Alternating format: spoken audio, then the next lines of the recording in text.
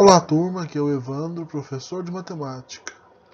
Essa semana é a semana 1 do PET 1 de matemática para os terceiros anos.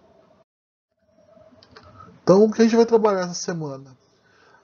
O PET 1 do terceiro ano traz um resumo do que foi apresentado para vocês no segundo ano, do ensino médio, no ano passado.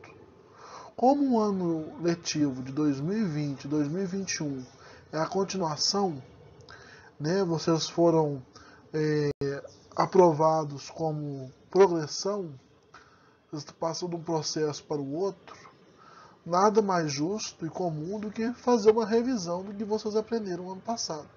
Até mesmo para dar ritmo para aprender novos conceitos e novos conteúdos. Então, essa semana a gente vai ver o princípio multiplicativo, arranjo, combinações, permutação sem repetição e probabilidade. Isso tudo em 5 exercícios. Então, cada exercício é muito importante fazer com atenção para poder aplicar esses tópicos aí. Princípio multiplicativo, arranjo, combinação, permutação sem repetição e probabilidade. É uma matéria complexa e muito importante para vocês, principalmente nesse ano que vocês vão prestar o Enem. Exercício número 1. Joana e Kellen foram a uma loja adquirir um notebook para cada uma. Cada máquina admite as seguintes opções de configuração: processador i3, i5 ou i7, memória RAM de 8 GB ou 16 GB, disco rígido de 256, 512 ou 1 TB, ou tela desse notebook com 13,3 ou 15,6 polegadas. Quantas configurações diferentes, distintas, existe para cada máquina? Então vamos observar que há 3 tipos de processadores, 2 tipos de memória RAM, 3 tipos de disco rígido e 2 tipos de monitores, para me fazer uma configuração para uma máquina. Então cada máquina vai ter uma configuração de acordo com essa distribuição aqui de recursos. Então vamos lá. Se são recursos diferentes e que eu posso colocar um com o outro, então a gente pode fazer o quê? Aplicar o processo multiplicativo, o processo fundamental da contagem, PFC, que é o quê? Pegar todas as minhas opções e multiplicar. Então vai ficar 3 processadores vezes 2 tipos de memória RAM, vezes 3 tipos de memória de disco rígido e 2 tipos de monitores. Multiplicando isso tudo dá 36 configurações diferentes, distintas. Então, a resposta correta para esse exercício é a letra D. A gente aplicou o princípio fundamental da contagem, que foi o quê? Multiplicar as opções. Se você quer montar, igual você queria montar um lanche numa padaria, você tem lá 2 tipos de suco, você tem 3 tipos de sanduíche e 2 sobremesas.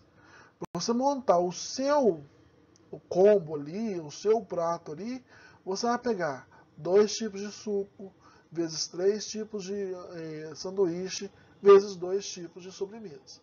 Que você consegue montar vários combos, É a mesma coisa aí do notebook. Lá na loja tinha essas configurações, que você poderia montar o seu notebook de acordo com esses recursos lá. Questão número 2. Reconsidere a situação da questão anterior. Então a questão número 1 continua valendo. Joana e Kelly escolheram suas máquinas, pagaram e foram para casa. Qual é a probabilidade do notebook da Joana ter mais memória, mais um disco rígido menor do que daquele, aproximadamente. Então o probleminha quer saber o quê? Qual que é a probabilidade da Joana ter um computador que tenha muito mais memória, mas tenha menos disco rígido, né?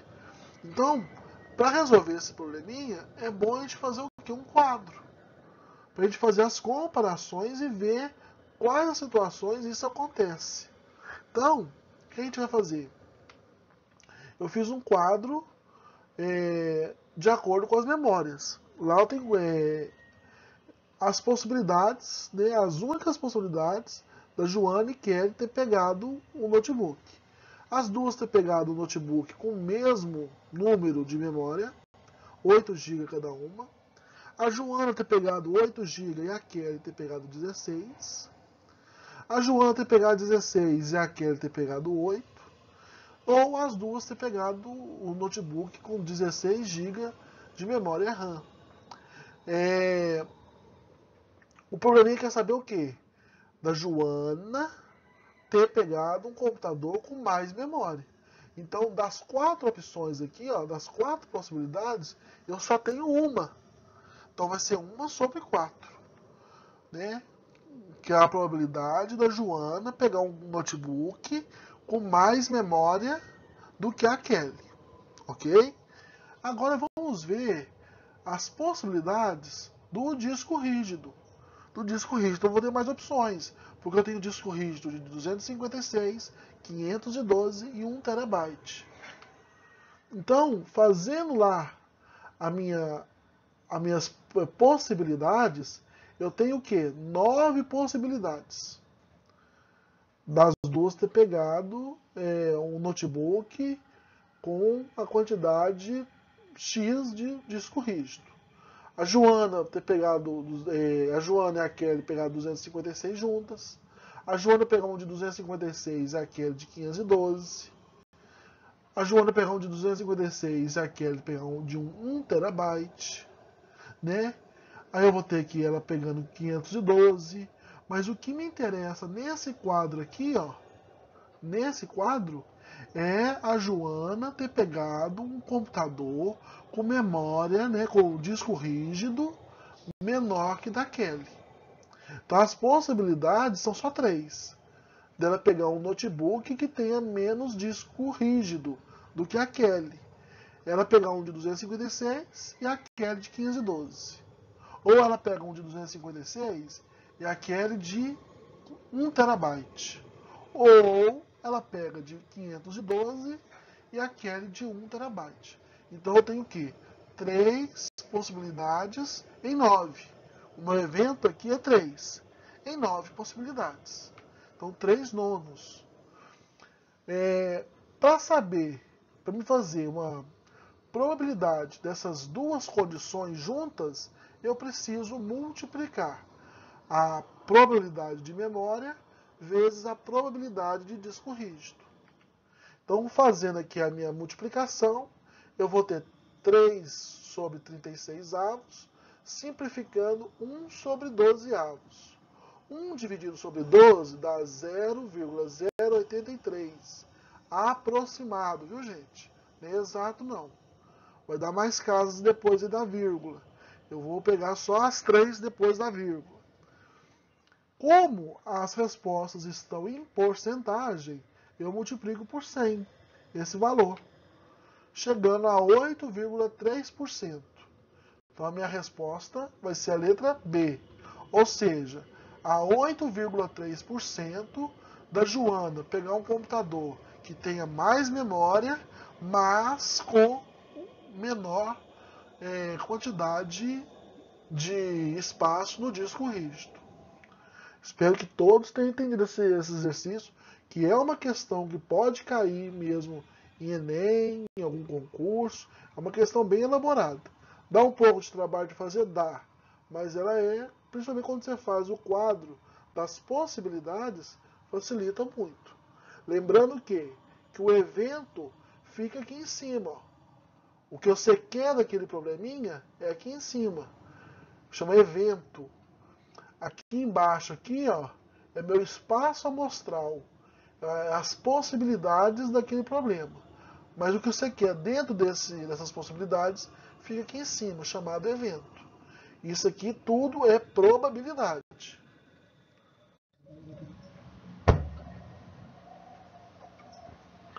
Questão número 3. Imagina uma situação de contagem de possibilidades sem repetição e que não envolva questão de ordem. A análise combinatória denomina-se uma questão de combinação simples. A expressão matemática dessa combinação simples se dá por essa fórmula aqui, ó, né? Combinação é igual a nk igual fatorial de n dividido por fatorial de k dentro do parêntese n menos k. Lembrando que o n é o meu espaço amostral e o k é o evento, é o que você quer. Aí eu dei um exemplo aqui, né, de escolher uma criança, né, possui 7 brinquedos, qual que é a possibilidade, a combinação dela escolher 3 deles para levar para um passeio.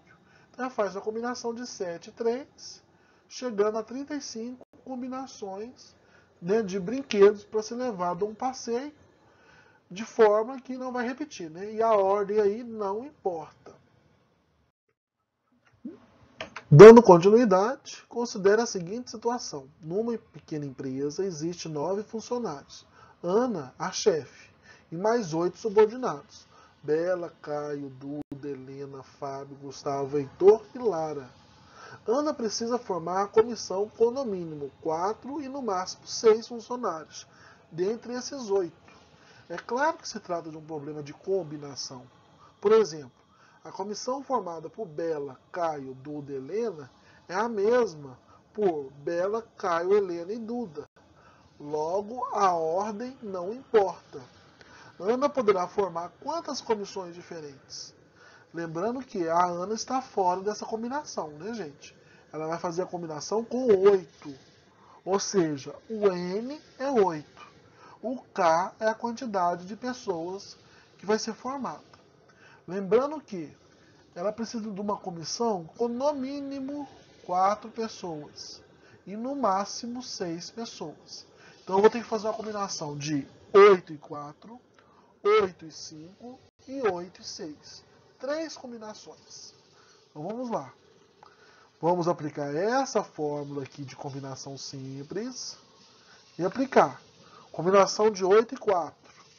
Aplico lá no fatorial, de acordo com a fórmula, desenvolvo o fatorial, simplifico. Aqui, ó, nesse caso, eu posso cortar esse 4 com esse 4 aqui, ó.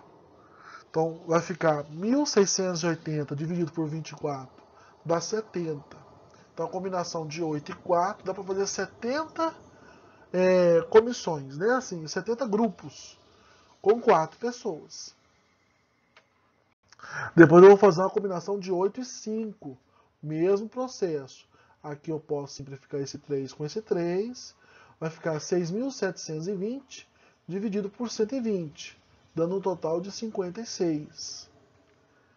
E mais uma combinação de 8 e 6. Mesmo processo, vou simplificar esse 2 com esse 2 aqui. Vai dar 20.160 dividido por 720, chegando a 28 grupos, 28 comissões de 6 pessoas. Então aqui eu tenho 3 condições, uma com 4, 5 e 6. De acordo aqui agora, eu vou fazer o quê? Somar para ver quantos grupos ela consegue fazer, tendo no mínimo 4 pessoas ou no máximo 6 pessoas. Vai ser 154 comissões ou 154 grupos. Então a resposta dessa questão é a letra B. Né? Então um probleminha bem assim, tranquilo, de cara já te expõe que a ordem não importa, ou seja, é uma combinação simples. Então é um exercício mesmo para relembrar o que você aprendeu de combinação e probabilidade no ano passado. Questão 4. Agora a questão 4 nos traz os arranjos, né? Então vamos lá. Um exemplo de situação em que a ordem é relevante A ordem importa é a composição de uma senha. Suponhamos que Fernanda precisa criar uma senha de 6 caracteres alfanuméricos para o seu e-mail e que ela decida usar 3 letras e 3 algarismos nessa ordem.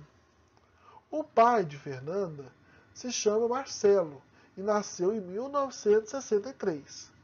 Para facilitar, ela decide usar as letras do nome do pai e os algarismos do nascimento do pai. Né? Então pegou tanto o nome como o ano de nascimento. Porém, ela decide não repetir as letras, nem os algarismos. O sistema não distingue letras maiúsculas ou minúsculas, mas é claro que a ordem importa, pois MAR 196 é uma senha diferente de RAM 196. Essa situação é a análise combinatória chamada de arranjo simples, onde a ordem importa e não pode ter repetição. Então essa aqui é a fórmula do arranjo simples. Fernanda deve escolher sem repetição 3 letras de um conjunto de 7 letras. O nome do pai dela é Marcelo e tem 7 letras. E 3 algarismos de um conjunto de 4 algarismos do ano de nascimento do pai dela, 1963. Quantas senhas diferentes, distintas, ela poderá formar? Então vamos lá. Primeiro, vai fazer um arranjo de 7 e 3. São 7 letras, é para escolher 3. Então ela escolhe 3 letras em 7, né? Escolher 3 letras entre 7. Faz o arranjo, aplica o fatorial direitinho, resolve aqui dentro do parênteses primeiro, desenvolve o 7 até o 4, simplifica 4 com 4, vai chegar ao resultado de 210. Depois, ela vai fazer o quê? Escolher 3 algarismos em 4. 1963 são 4 algarismos. Desses 4, ela vai escolher 3. Fazendo o arranjo direitinho, desenvolvendo, ela chegou o quê? A 24. Como ela precisa fazer uma senha com 6 dígitos alfanuméricos, ela tem 210 e 24.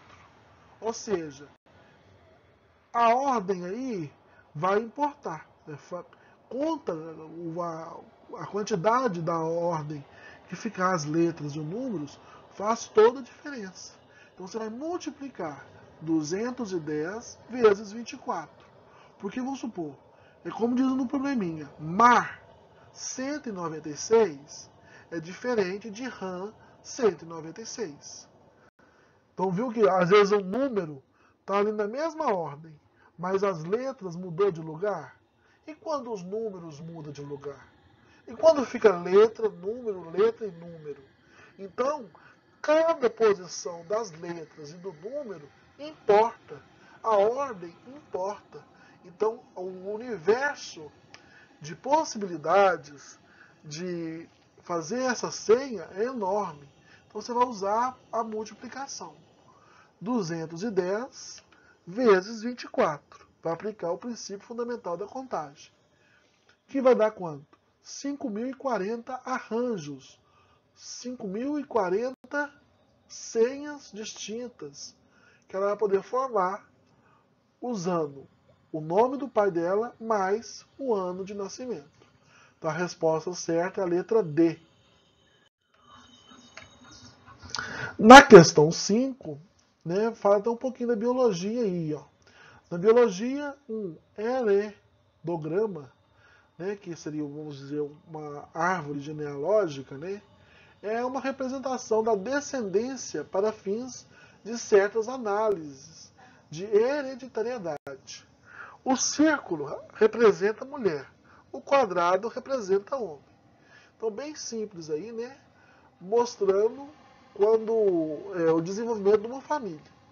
A mulher, o homem, aí eles se casam, vão ter filhos, os filhos vão se casar e vão dar netos, formando aí um heredograma. Aí vamos ver o que o probleminha está pedindo, né?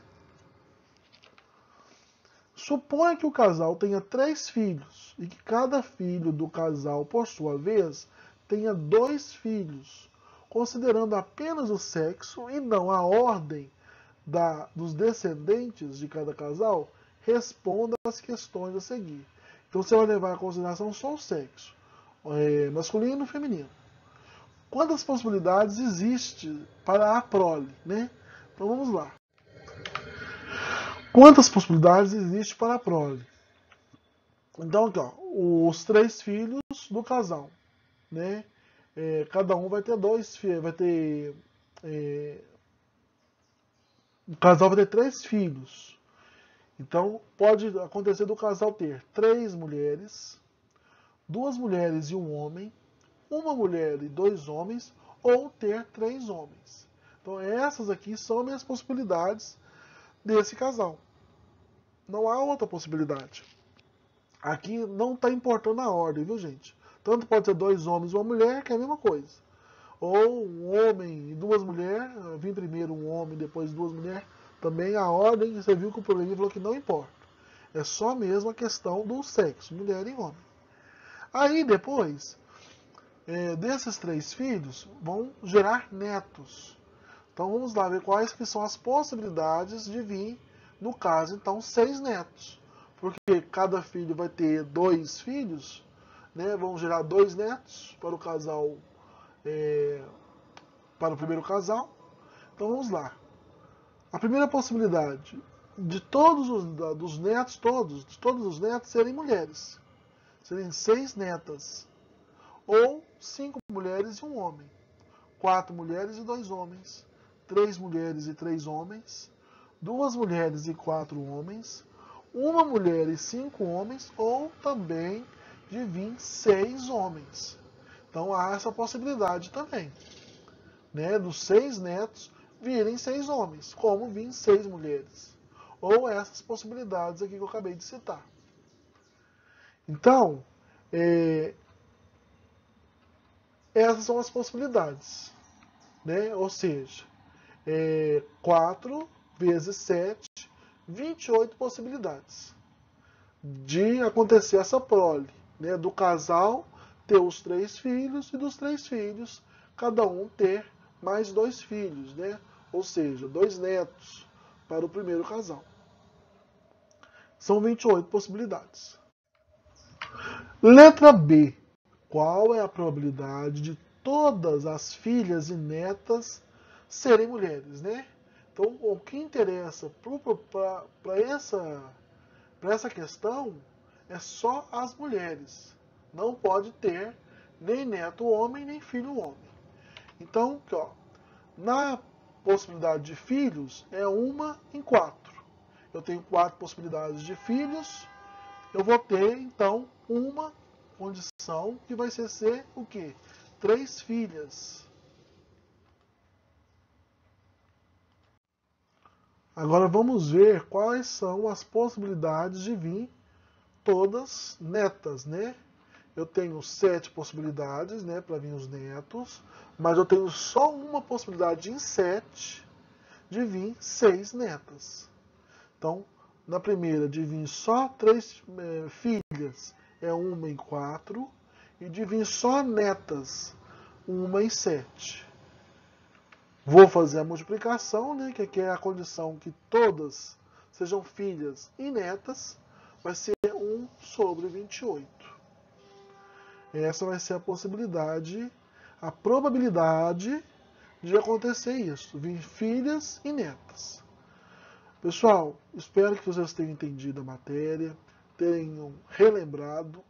Qualquer dúvida, deixe nos comentários lá no YouTube. Pode me procurar no WhatsApp para tirar dúvidas sobre essa matéria.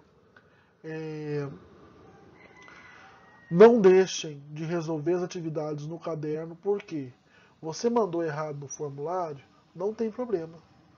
Enquanto a gente está fazendo a sua atividade, o certo ou errado, agora não tem problema. O que não pode é você mandar errado no formulário e manter no caderno o exercício também errado. Então confira a resolução. toda semana eu posto a resolução das atividades. Faça as atividades, depois reveja a resolução. Funciona assim. Estudar, aprender a matéria, é você primeiro ler, ver o vídeo que eu indico para vocês. Pode também ver o vídeo lá da Rede Minas. Tentar entender a matéria, tentar fazer o exercício. Beleza, fez? Mandou o formulário? Ótimo. Mas não deixem de ver a resolução das atividades, porque a resolução vai confirmar para você, aluno, se você está entendendo ou não a matéria. Que aqui não é simplesmente passar as respostas para você ou a resolução, é tentar explicar de forma simples cada exercício. Espero que todos tenham gostado.